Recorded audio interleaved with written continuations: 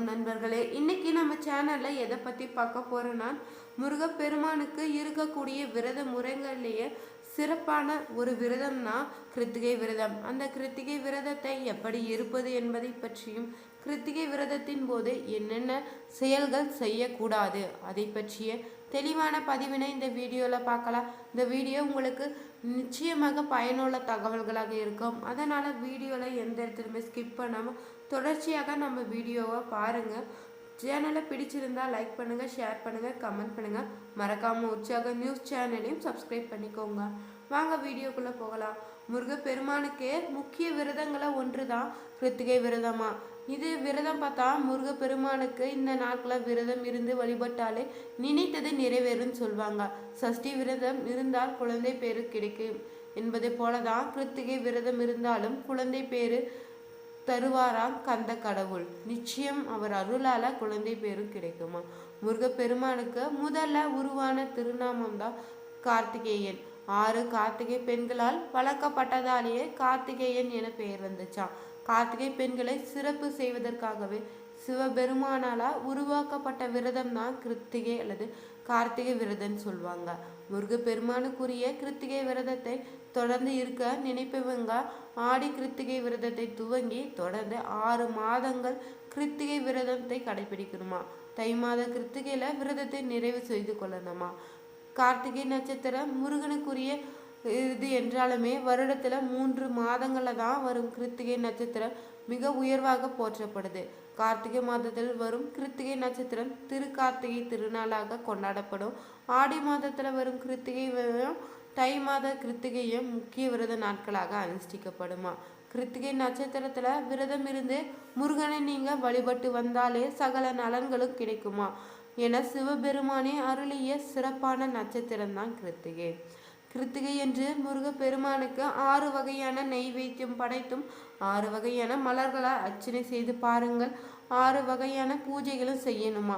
முடியாதவங்க சர்க்கரை பொங்கல் மட்டும் நெய்வேத்தியமாக படைத்து வழிபட்டாலே நீங்கள் நினைத்த காரியங்கள் அனைத்துமே கைகூடுன்னு சொல்லப்படுது. முழு முதற் கடவுளான விநாயக பெருமானை வணங்கிவிட்டு தான் முழு நம்பிக்கையோடு கிருத்திகை விரதத்தை துவங்கணுமா. வேல் இருந்தால் வேல் வைத்து வழிபாடு செய்யலாம். கிருத்திகை நாட்கள்ல முருக படத்திற்கு மலர்கள் சாத்தியும் விளக்கேற்றியும் முருகனுக்கு உரிய பாடல்களை பாராயணம் செய்து வழிபட வேண்டுமா. முடிந்தவர்கள் உபவாசமாகவும் இருக்கலாமா. முடியாதவங்க பால் பழம் கஞ்சி ஆகியவற்றால் மட்டுமே சாப்பிட்டு விரதத்தை இருக்கணுமா. கிருத்திகை விரதம் இருந்து முருகனை வழிபட்டு வந்தீங்கன்னா செவ்வாய் தோஷத்தால் ஏற்படும் திருமண தடை, மனை சொத்து தொடர்பான பிரச்சனைகள் அனைத்தும் தீருமா. குழந்தை பாக்கியம் கிடைக்குமா. சகோதர பிரச்சனைகளும் நீங்குமா. சகல விதமான பிரச்சனைகளும் தீருவதாக சொல்லப்படுது. உயர் பதவி இதன் மூலம் கிடைக்குமா. செல்வம் பெருமா. நினைத்த காரியங்கள் அனைத்துமே நிறைவேறுமா. திருமண தடை உள்ளவங்களும் செவ்வாய் மற்றும் குரு திசையால் பாதிக்கப்பட்டவங்களுமே குழந்தை பாக்கியம் இல்லாதவங்க கிருத்திகை விரதம் இருக்கலாமா.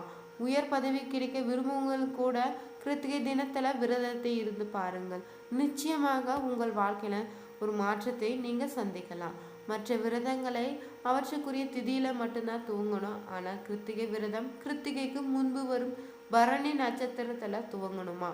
பரணி நட்சத்திரத்தன்று பகல் உணவுடன் உணவு அருந்துவதை நிறுத்திவிட்டு தான் விரதத்தை துவங்கணும்.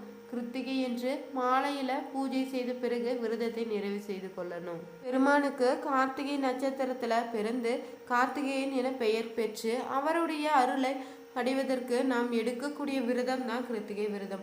முருகப்பெருமானுக்கு கிருத்திகை விரதம் கடைபிடிப்பவங்க முந்தைய நாளான பரணி நட்சத்திர நாள்ல நண்பகல்ல மட்டும் உணவை எடுத்துக்கொண்டு அன்று இரவே உணவு சாப்பிடாமல் விரதத்தை ஆரம்பிக்கணுமா. அடுத்த நாள் அதிகாலையில எழுந்து நீராடி விட்டுதான் முருகன் கோயிலுக்கு சென்று முருகனை வழிபாடு செய்ய வேணும். கார்த்திகை விரதம் எடுப்பவங்க அன்று நாள் முழுவதுமே உணவு எதுவும் சாப்பிடாமல் முருகனின் மந்திரங்களையும் ஸ்கந்த புராணம், திருப்புகழ், கந்தர் கலிவெண்பா போன்றவற்றை படிப்பதும் பாராயணம் செய்வதும் சிறப்பாக சொல்லப்படுது. கட்டாயமாக உணவு சாப்பிட வேண்டிய நிலையில் உள்ளவங்க பால் பழம் ஆகியவற்றை உண்ணலாமா. விரத தினத்துல பகல் மற்றும் இரவு நேரங்கள்ல தூங்காமல் முருக வழிபாடும் மற்றும் தியானத்துல இருந்து மறுநாள் காலையில தான் நீராடி முருக வழிபாட்டு பின்பு விரதத்தை முடித்து கொள்ளணுமா. கிருத்திகை விரதம் இருப்பவங்க அன்றைய நாளில் ஏழை எளியவங்களுக்கு உணவு வழங்கி வந்தாலே மிகுதும் புண்ணியம் கிடைக்குமா. இந்த விரதத்தை தொடர்ந்து கடைபிடித்து வந்தீங்கன்னா உடலின் எந்த நோயும் அண்டாமல் நெடுநாள் வாழ முருகனின் அருள் கிடைக்கும். 12 ஆண்டுகள் வரை இந்த விரதத்தை கடைபிடிப்பவங்களுக்கு முருகப்பெருமானின் தரிசனம் முழுவதும் கிடைத்து மனதில் மரணம் குறித்த பயங்கள் நீங்கி இறுதியில முக்தி நிலை கிடைக்க பெறுவாங்களாம். கூறிய மிக முக்கியமான விரதங்களை ஒன்றாக தான் நட்சத்திரமாக கருதப்படுவதுதான் கார்த்திகை விரதம். மாதந்தோறுமே கார்த்திகை நட்சத்திரம் வரும் நாட்கள்ல தான் இந்த விரதம் கடைபிடிக்கப்படுது. முருகப்பெருமானினுடைய அருளை பெறுவதற்காக முருகப்பெருமானை வேண்டிக் கொண்டு காரியங்கள் நிறைவேறவும் பலரும் சஷ்டி விரதம் தான் இருப்பாங்க. ஒரு சிலர் மட்டுமே கிருத்திகை விரதத்தை இருப்பாங்க. கார்த்திகை என்பது முருகனுடைய பெயர்களில் ஒன்றான கார்த்திகை என குறிப்பதாக இருக்குது. காலப்போக்கில் தான் கிருத்திகை என்று மருவி இருக்குதா. கிருத்திகை முருகனுக்கு உகந்த நாளாக சொல்லப்படுவதால் அன்று விரதம் இருப்பது சிறப்பாக சொல்லப்படுது. முருகனின் அறுபடை வீடுகள்லேயே ஒன்றான பழனி மலையில தான் கிருத்திகை நட்சத்திர நாளில் சிறப்பு பூஜைகள் நடைபெறுமா. வருடத்துல 3 கார்த்திகை தினங்கள் அதீத முக்கியத்துவமாக சொல்லப்படுது. தை மாதம் வரும் தை கிருத்திகை, கார்த்திகை மாதம் வரும் பெரிய கிருத்திகை மற்றும் ஆடி மாதத்துல வரும் ஆடி கிருத்திகை. இந்த 3 கிருத்திகையுமே கடவுளுக்கு உகந்த நாளாக சொல்லப்படுது.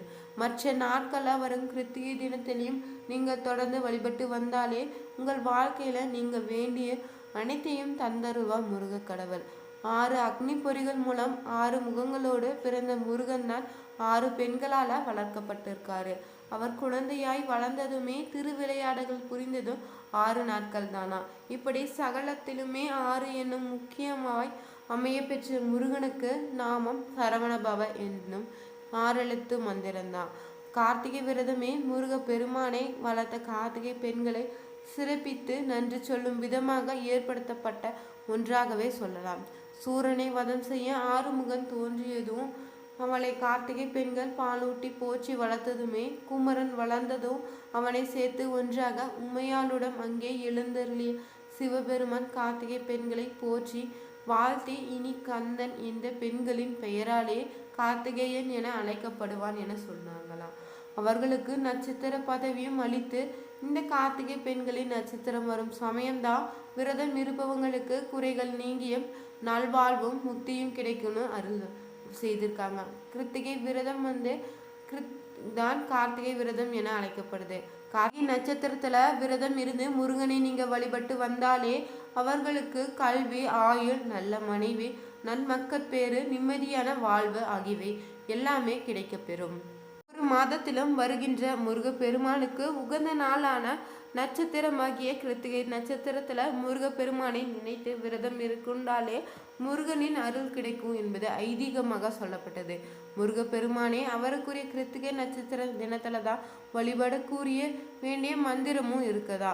அந்த மந்திரத்தை கூறி கிருத்திகை நட்சத்திரத்துல காலையிலேயே அல்லது மாலையிலோ முருகன் கோவிலுக்கு சென்று முருகனுக்கு தீபாராதனை காட்டும் சமயத்துல இந்த மந்திரத்தை 9 அல்லது 27 என்றும் எண்ணிக்கையில கூறி வழிபட்டு அந்த கோவில்ல 9 முறை பிரதட்சணை செய்ய வேண்டுமா. இப்படி ஒவ்வொரு கிருத்திகை நட்சத்திரத்துல செய்து வந்தீங்கன்னாவே முருகப்பெருமானின் அருள் நமக்கு கிடைத்து நம் யோகங்களையும் பெற்று நமது எதிர்கால வாழ்வும் சிறப்பாக அமையும்.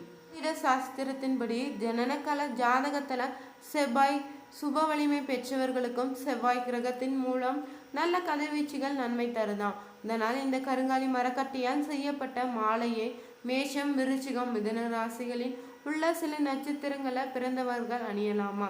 இது நம்முடைய உள்ள எதிர்மறை ஆற்றல்களை நீக்கி நேர்மறையான ஆற்றல்களை தரக்கூடியது. அது மட்டும் தொடர்பான பிரச்சனைகளிலிருந்து விடுபட செய்கிறது. இத்தகைய பயன்களை கொண்ட கருங்காலி மாலையை நீங்கள் வாங்க விரும்பினா வீடியோவில் டிஸ்கிரிப்ஷனில் கொடுத்துருக்கிற நம்பருக்கு கால் பண்ணி ஆர்டரை தெரிவிச்சுக்கோங்க. நட்சத்திர நாட்களில் தொடர்ந்து முருகனை நீங்கள் வழிபட்டு வந்தாலே நிறைவான அறிவு, நிலையான செல்வம், நீண்ட ஆயுள், அன்பும் பண்பும் நிறைந்த வாழ்க்கை துணை, நல்ல குணமுள்ள குழந்தைகள் ஆகிய பேறுகளை பெற்று சிறப்பாக வாழலாம். ஆலயங்களில் நடைபெறும் அபிஷேகங்கள், ஆராதனைகளை, பூஜைகளையும் அர்ச்சனைகளையும் பங்கு கொண்டு முருகனின் அருளை பெறலாம்.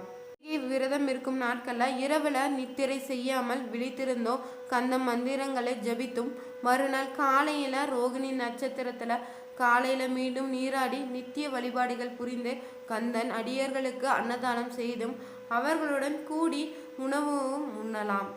உங்களுக்கு பிடிச்சிருந்தா லைக் பண்ணுங்கள், ஷேர் பண்ணுங்கள், கமெண்ட் பண்ணுங்கள். மறக்காமல் உற்சாகம் நியூஸ் சேனலும் சப்ஸ்கிரைப் பண்ணிக்கோங்க. Thank you viewers.